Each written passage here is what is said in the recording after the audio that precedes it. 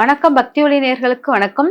இப்போ நம்ம வீட்ல நிறைய ஜீவராசிகள் வளர்ப்போம். ஒவ்வொரு ஜீவராசிகளும் ஒவ்வொரு தத்துவத்தை கொடுக்கக்கூடியதாக இருக்கும்.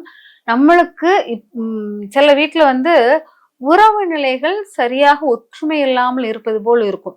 உறவுகள் எல்லாம் பிரிஞ்சு தனித்தனியா இருக்கிற மாதிரி இருக்கும். அந்த மாதிரி இருக்கிறவங்க கண்டிப்பாக வீட்டில் மீன் வளர்ப்பது மிக சிறந்த நல்பலனை தரும். மீன் எந்த திசையில் வளர்க்கலாம்? பொதுவாக நீர்கள் 4 திசை உண்டு இல்லையா? 4 மூலைகள் உண்டு. இந்த 4 மூலையில் வடகிழக்கு மூலை, தென்கிழக்கு மூலை, தென்மேற்கு மூலை, வடமேற்கு மூலை, இப்படி 4 மூலைகள் உண்டு. இந்த 4 மூலைகளும் 4 பூதங்களுக்கு கொடுத்திருப்போம். வடகிழக்கு மூலை நீர் தத்துவத்திற்கும், தென்கிழக்கு மூலை நெருப்பு தத்துவத்திற்கும், தென்மேற்கு மூலை நில தத்துவத்திற்கும், வடமேற்கு மூலை காற்று தத்துவத்துக்கும் கொடுத்திருப்போம். இந்த வடகிழக்கு மூலை நீர் தத்துவத்துள்ள இடத்தில் நம்ம என்ன வைக்கிறோம்? நீர் தான் என்னன்னா நம்மளுக்கு உறவுகளின் பாலத்தை உறவுகளின் ஒற்றுமையை கொடுக்கும். நீர் தான் நம்ம மனநிலையை குறிப்பதாக இருக்கும். அந்த நீர் உள்ள இடத்தை நம்ம தேர்ந்தெடுத்து, அதாவது வடகிழக்கு மூலையில் நீர் உள்ள இடத்தை தேர்ந்தெடுத்துக்கிறோம். அந்த நீர் உறவுகளுக்கு பலம் கொடுக்கிற நீராக இருக்கும். அந்த இடத்தில் நீர் தேக்கி வைப்பது மிக சிறப்பாக இருக்கும். அந்த நீர் தேக்கத்தில் நம்ம என்ன ஜீவராசிகள் வாழும்னா மீன் வாழும்.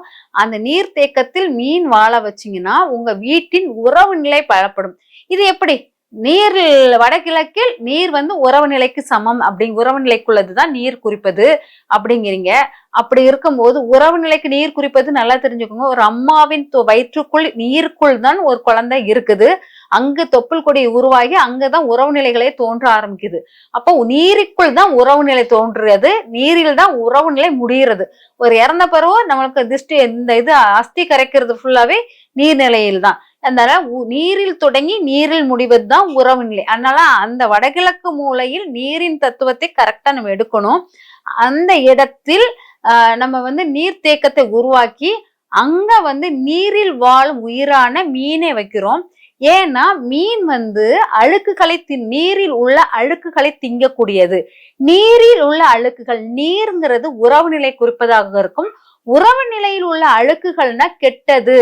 உறவு நிலைகள் நம்ம மேல வைக்கிற கந்திஷ்டி, உறவு நிலைகள் நம்ம மேல வைக்கிற பொறாமைகள், உறவு நிலைகள் நம்ம பார்த்த உடனே கோவங்கமா வரும் சில உறவு நிலைகள், இதெல்லாம் அழுக்கு. இந்த அழுக்கை ஃபுல்லா யார் எடுப்பா? மீன் எடுக்குது.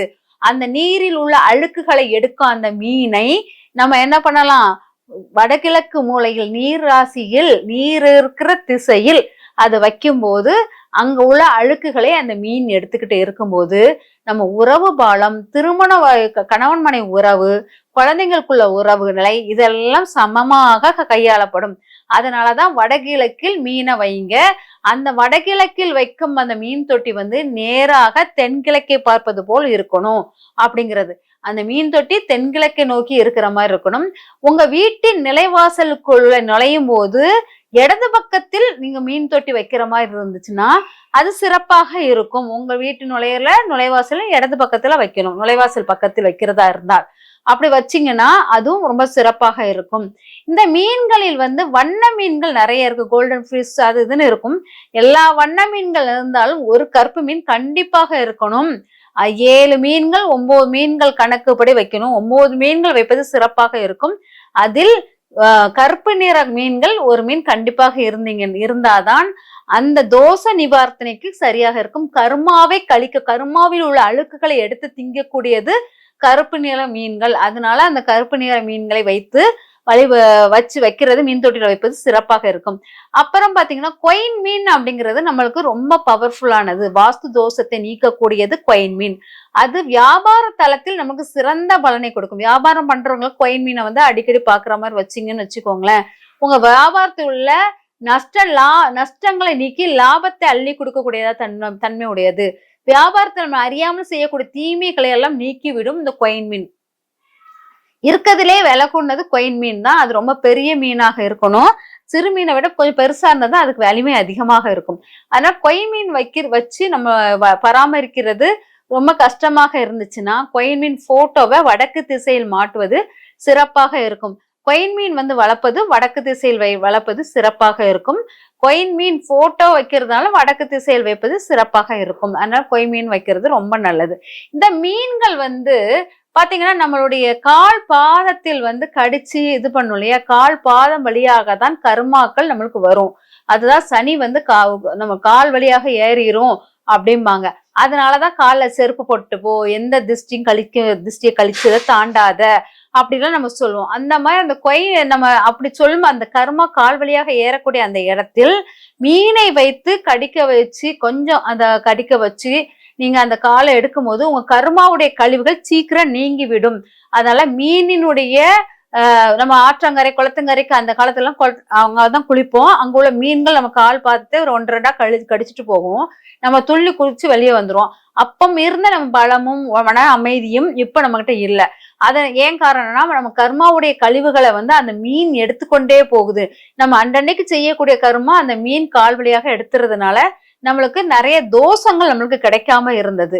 ஆனால் இப்போ அப்படி கிடையாது. நம்ம குளிக்கிற நீரில் உயிரோட்டம் இல்லாத நீராக இருக்குது. உயிரோட்டம் எந்த நீரில் இருக்குதுன்னா, எந்த நீரில் ஜீவராசிகள் வாழ்கிறது, எந்த நீரில் மீன் எல்லாம் வாழுது இல்லையா, மீன் நத்தை எல்லாம் வாழ்ற இடம் வந்து ஆற்றங்கரை குளத்தங்கரை உள்ள நீரில் தான். அதனாலதான் அதுல குளிக்கும் போது அந்த ராசியுடைய எனர்ஜி ஃபுல்லா நம்மளுக்கும் வந்து நம்ம ரொம்ப பிரிஸ்கா இருக்கிற மாதிரி இருப்போம்.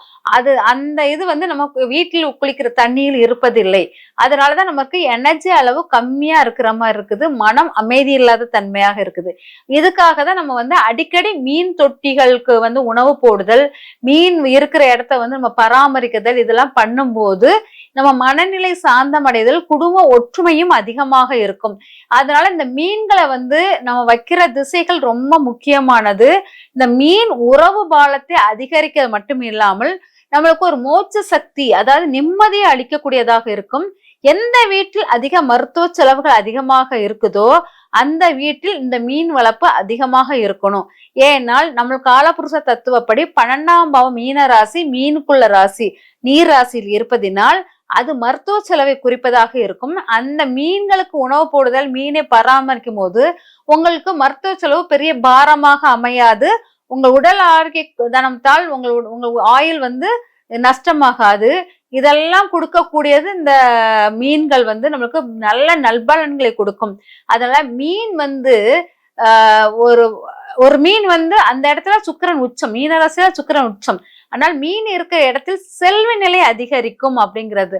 அதனாலதான் நம்மளுடைய குபேரனுக்கு மீன் சிம்பலை ரொம்ப பயன்படுத்துவோம். அந்த மீன் வந்து யார் வீட்டில் அதிகமாக இருக்கிறதோ அந்த வீட்டில் யார் அதிகமாக பராமரிப்பில் இருக்கிறாங்களோ அந்த வீட்டில் செல்வ நிலை உயர்வுக்கு தடையில்லாமல் இருக்கும் அப்படிங்கிறத எடுத்துக்கலாம். அதே சமயம் பாத்தீங்கன்னா இந்த உலகத்துல முதலில் நம்மளுக்கு வந்து பூமியில் வந்து விழுந்த உயிரே என்ன உயிர்னா மீன் தான். அதனால குழந்தை பாக்கியம் இல்லாதவர்களுக்கு மீன் வளர்க்கும் போது எளிதில் குழந்தை பாக்கிய திறனும் கிடைக்கும் அப்படிங்கிறது.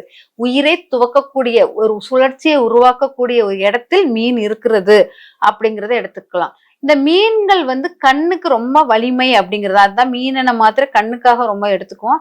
நம்ம மீனை வந்து கண்ணுக்கு ஒவ்வாமையாக எடுத்துக்குவோம். அதனால மீன் வந்து நம்ம கண்ணை பாதுகாக்கக்கூடிய மிக அற்புத சக்தி அந்த மீனுக்கு உண்டு.